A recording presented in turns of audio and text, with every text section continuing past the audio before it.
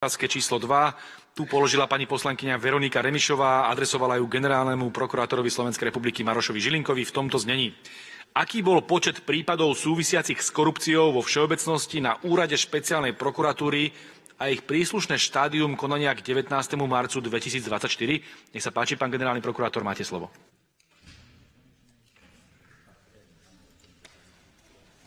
Ďakujem veľmi pekne.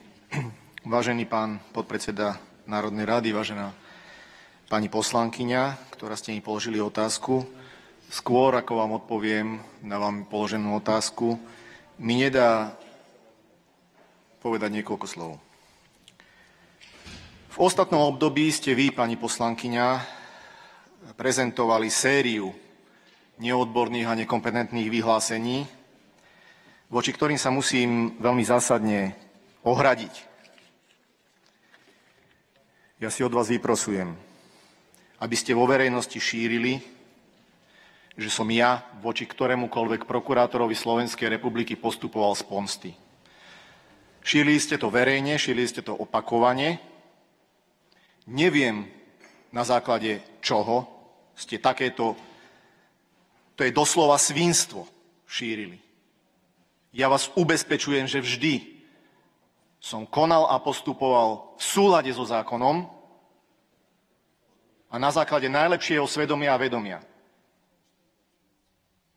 Ak toto spôsobuje niekomu vrásky na čele, tak si prosím, toto neventilujte verejne a nerobte si zo mňa vúdu bábiku a nepichajte do mňa svoje ihličky. Nie som pre vás a ani pre nikoho nejaký boxovací pytel, do ktorého si kedykoľvek ktokoľvek udrie, len preto, že nesúhlasí s postupmi alebo rozhodnutiami či mojimi, alebo mojich podriadených. Šíriť doslova blúdy, že som upratal najlepších prokurátorov, neviem na základe čoho určujete dobrých, zlých, najlepších, nenajlepších, a že už nemá kto vyšetrovať najväčšie podvody s eurofondami, to je niečo absurdné. To je niečo absurdné. Vy ste uviedli, že z 28 kvalifikovaných prokurátorov, skúsených prokurátorov, ktorí vyšetrovali závažné trestné činy poškodzujúce finančné záujmy Európskej únie, boli na oddelenie závažnej kriminality preradení len 6. A ja vám garantujem, že 28 prokurátorov USP sa nezaoberalo a nešpecializovalo na ochranu finančných záujmov Európskej únie. Ale to spadalo pod odbor ekonomickej kriminality, ktorému som okrem iného niekoľko rokov a ja bol vedúcim prokurátorom. A bolo to 10 prokurátorov. Prosím vás pekne, tieto vaše výroky musím posudzovať za hrubý politický útok na generálneho prokurátora Slovenskej republiky. Hovorím to úplne otvorene, pretože poslednú dobu sa tu ohradzujete slušnosť, neútočiť na sudcov, neútočiť na orgány, ktoré zodpovedajú za bezpečnosť tejto krajiny. A do mňa ste si kopali 3 roky a kopete ďalej.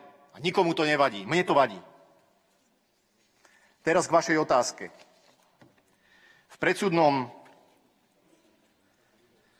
z hľadiska trestných vecí pre trestné činy korupcie, ktoré boli v súlade so zákonom o prokuratúre odovzdané po zrušení úradu špeciálnej prokuratúry, budú konať v predsudnom konaní Krajskej prokuratúry 115 vecí, oddelenie závažnej kriminality Generálnej prokuratúry Slovenskej republiky 40 vecí, bývalí prokurátori USP vo veciach, kde bolo skončené vyšetrovanie alebo skrátené vyšetrovanie a úradu špeciálnej prokuratúry bol doručený návrh na podanie obžaloby alebo na iné rozhodnutie. Je to 25 vecí, to znamená, to je predsúdne konanie.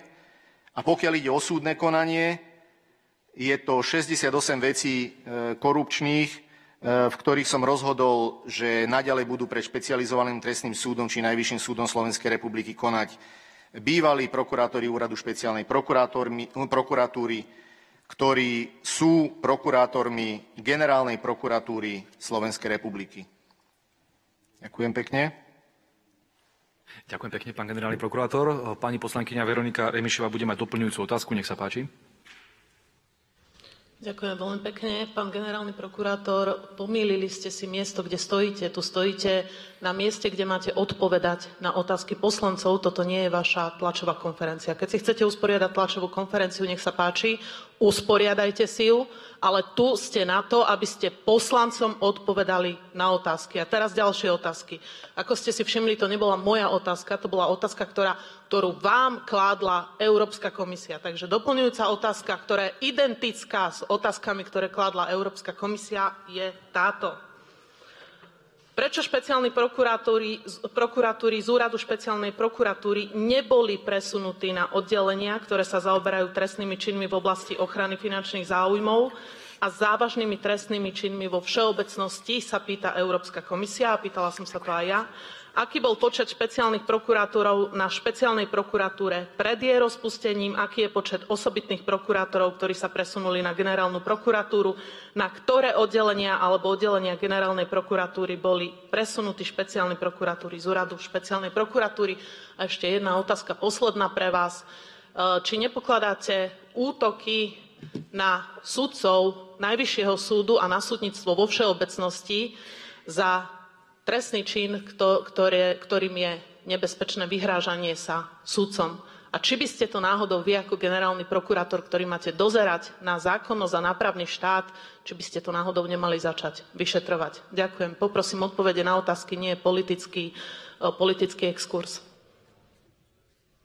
Ďakujem veľmi pekne. Pani poslankyňa, už tu dávno nie je doba, kedy generálny prokurátor Slovenskej republiky bude musieť hovoriť len to, čo si prajete vy,